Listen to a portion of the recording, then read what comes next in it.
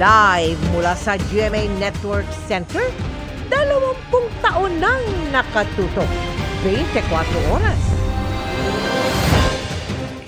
Magandang gabi po, Luzon, Visayas at Mindanao.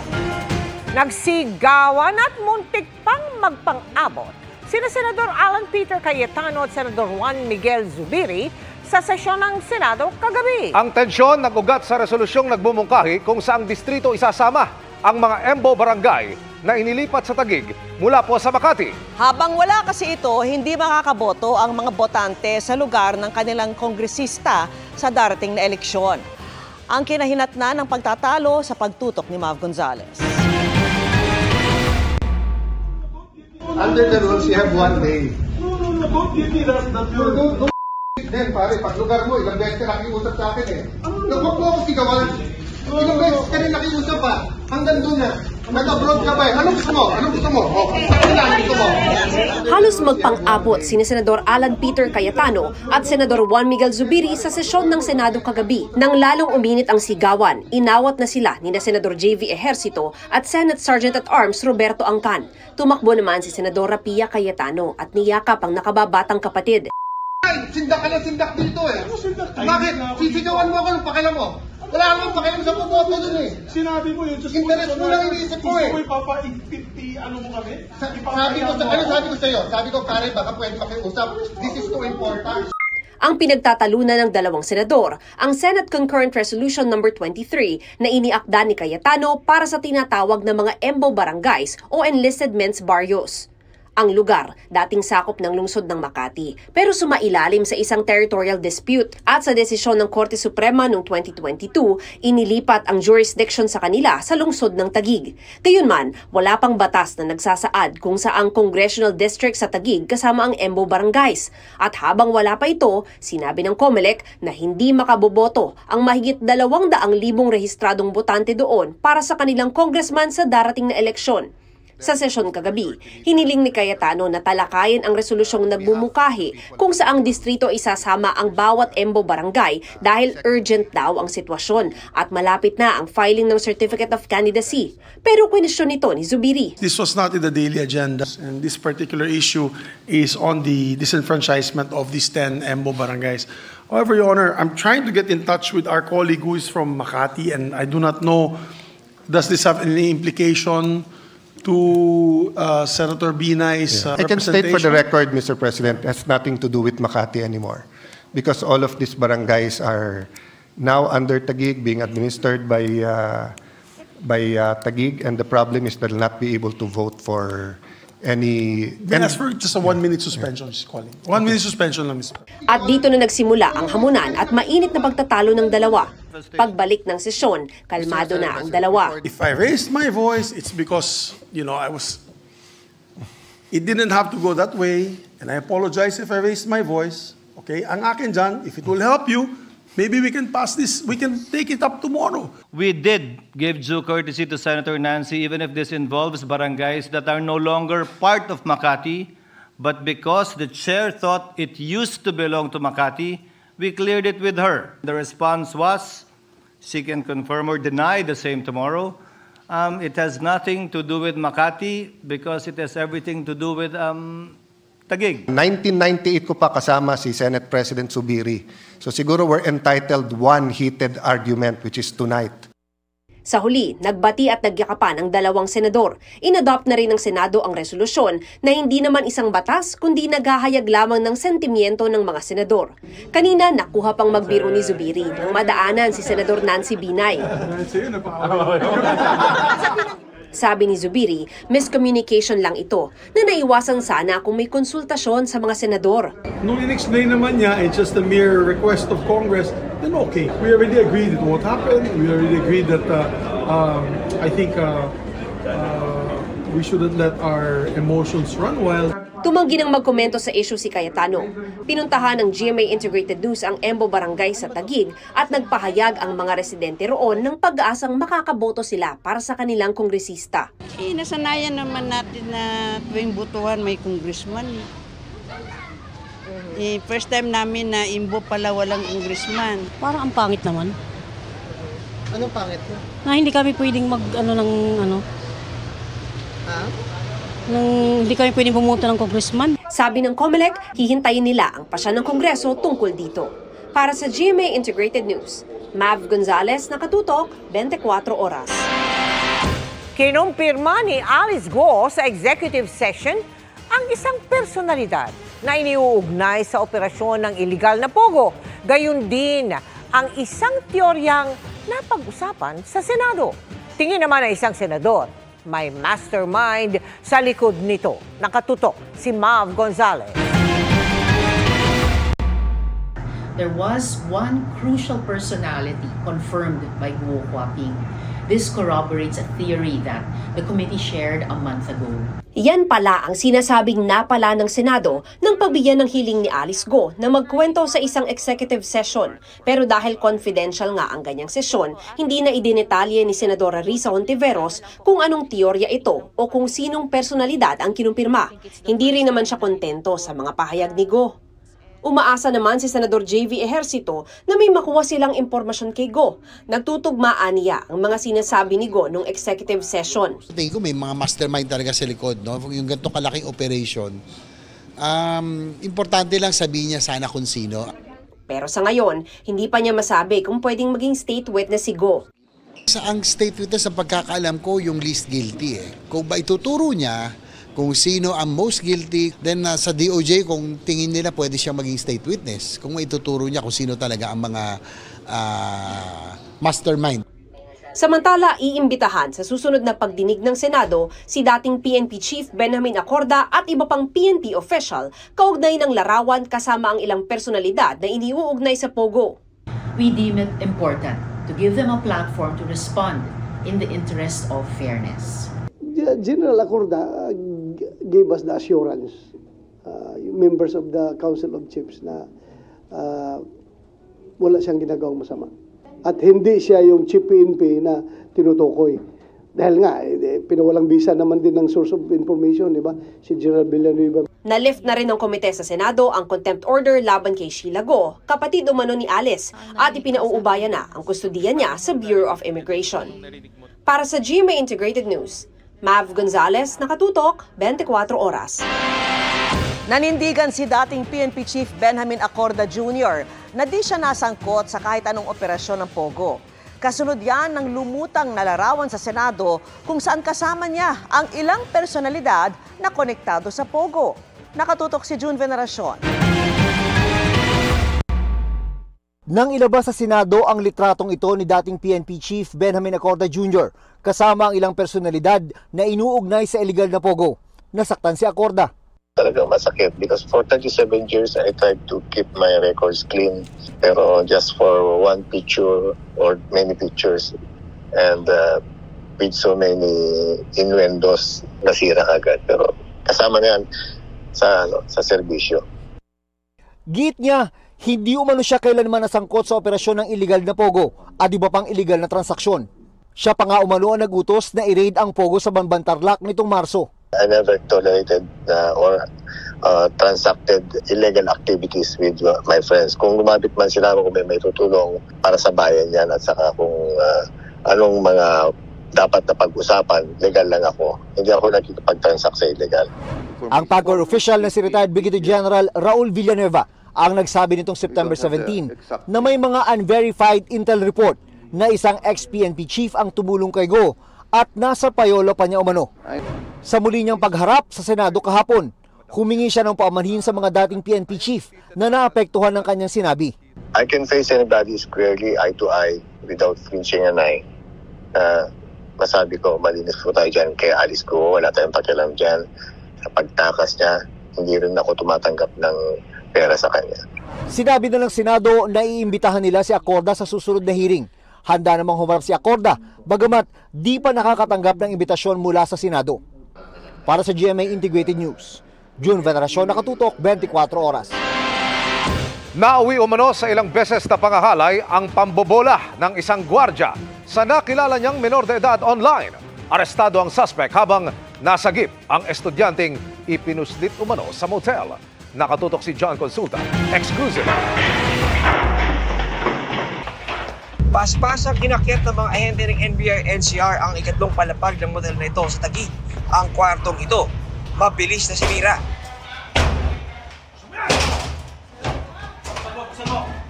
Sa loob, inabutan ang nagbubumiglas pang suspect.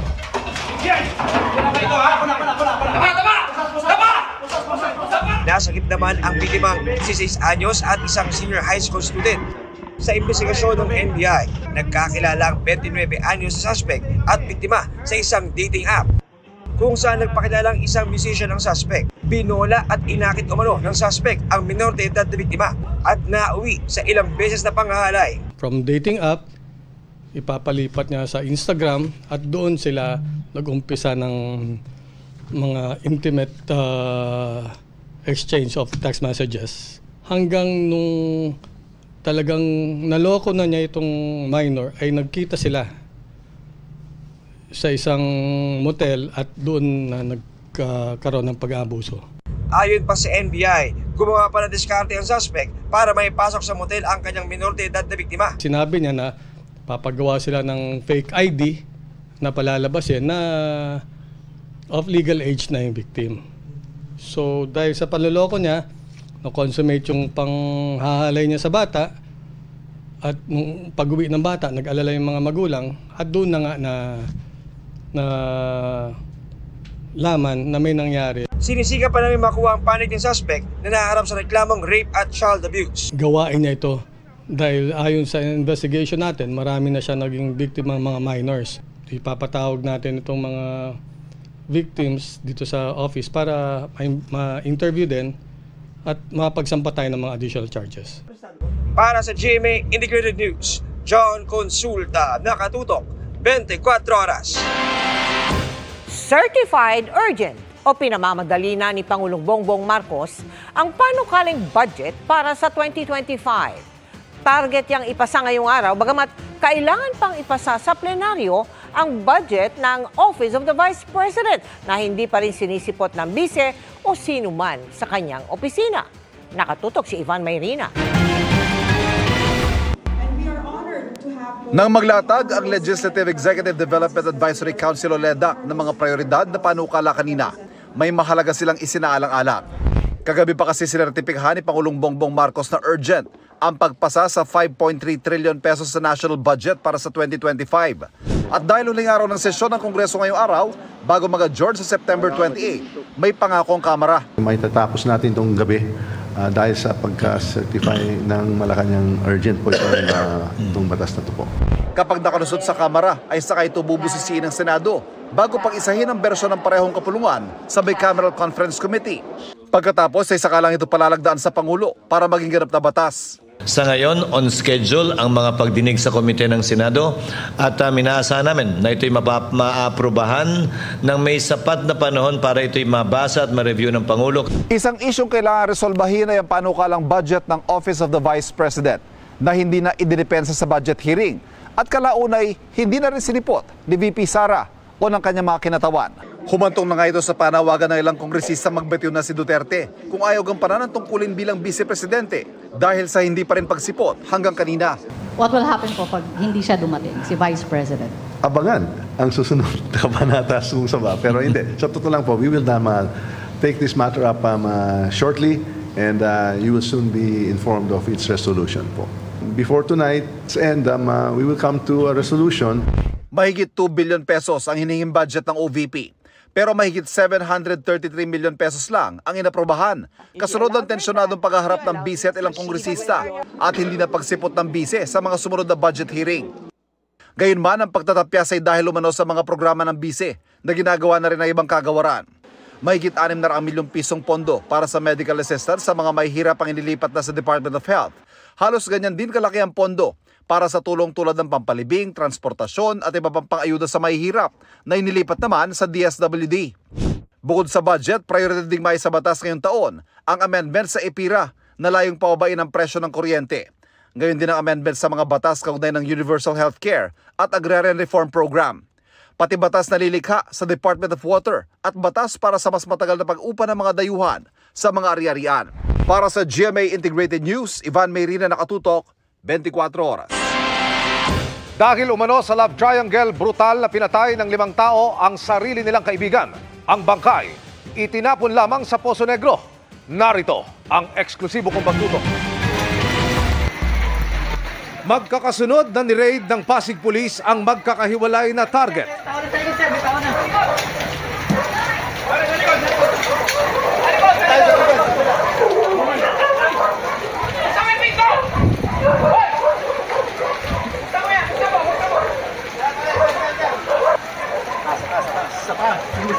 Ang kanilang pakay,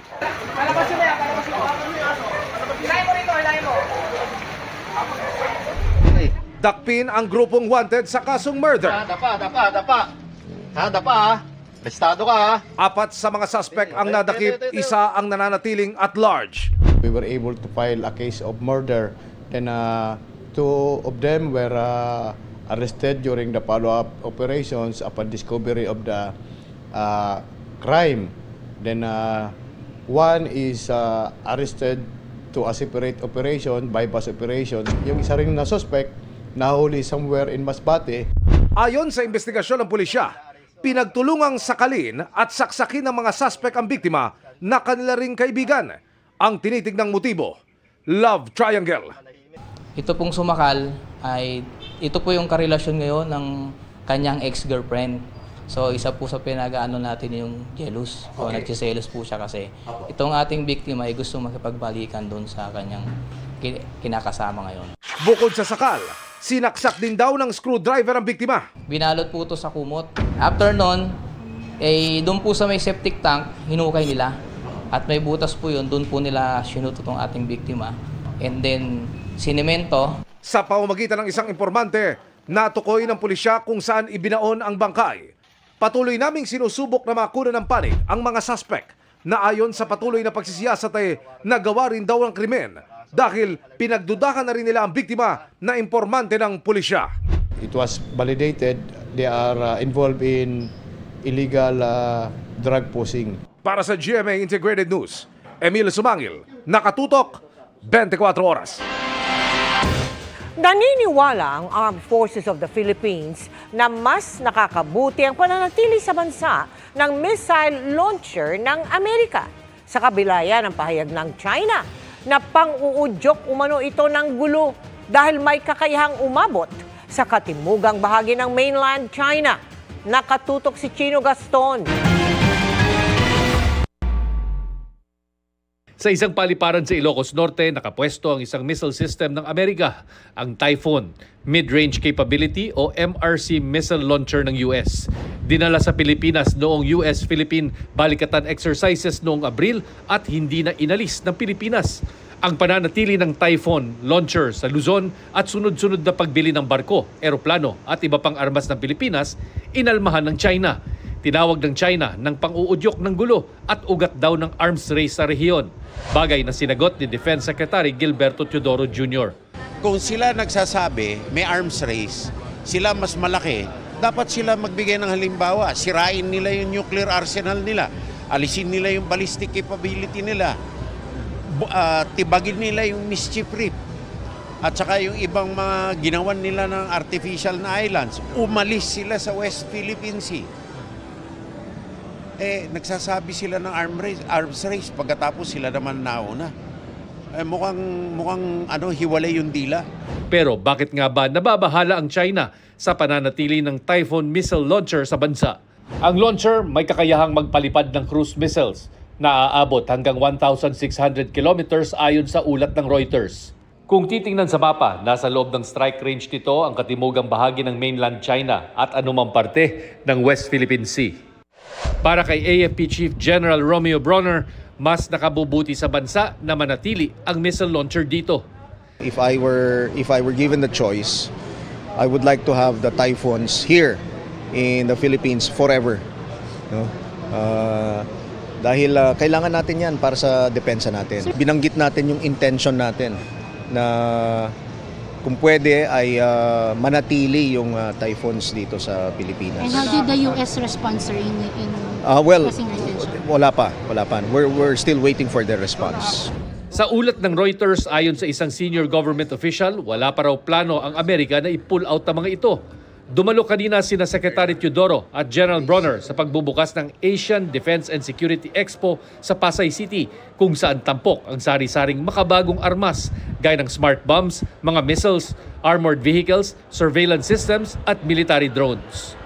This logistics UAV can carry 50 kgs, can be used for delivery inland and on ship as well.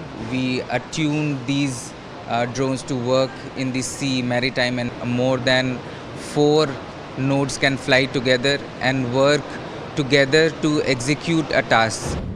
Hindi raw arms race o paramihan ng armas ang pakay ng Pilipinas sa patuloy na pagbili ng karagdagang military equipment gaya ng mga fighter jets tulad nito, kundi para magkaroon lamang ng sapat na kakayahan para idepensa ang sarili sa lupa man, karagatan o himpapawid. Para sa GMA Integrated News, Chino Gaston nakatutok, 24 oras. Happy midweek, chikahan ng mga kapuso! Love is in the air para sa ilang kapuso and showbiz couples na nagbakasyon out of the country. Ang nakakasalo all na well-deserved vacay sa chika ni Aubrey Carampel. Aloha! Yan ang greeting ni Gabby Garcia na nasa Honolulu, Hawaii with Boyfie Khalil Ramos. Sa ipinost niyang carousel of photos, makikita ang picture nila on top of Diamond Head, isang volcano sa Oahu. Pati na ang kanilang food trip, relaxing by the sea, at road adventures. Kasama rin nila ang parents ni Gabby.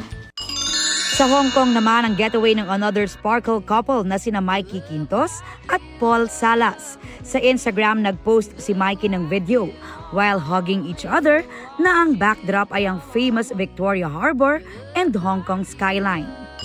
May paandar naman ng social media personality and content creator na si Zainab Harake na nagbakasyon sa Nagoya, Japan, kasama ang fiancé na si Bobby Ray Parks Jr. Ilang months after ng kanilang engagement, binilhan ni Zainab ng engagement ring si Bobby sa isang kilalang jewelry store. Kung na-engage ako sa Pilipinas, may mai-engage sa Nagoya. Habang naglalakad sa Esplanade, biglang lumuhod si Zainab at nag-propose. Pero si Bobby biglang natawa. Ano ba? Hindi ko na siya tatanungin kasi siya yung nagtanong eh. Pero it's a yes. So yes. Hindi para sa Pilipinas, kundi pati sa Japan. Sabi ni Zainab kahit daw mga babae, carry rin na mag-propose sa kanilang mga nobyo. We are engaged. I love you. Aubrey Carampel, updated sa Showbiz Happenings.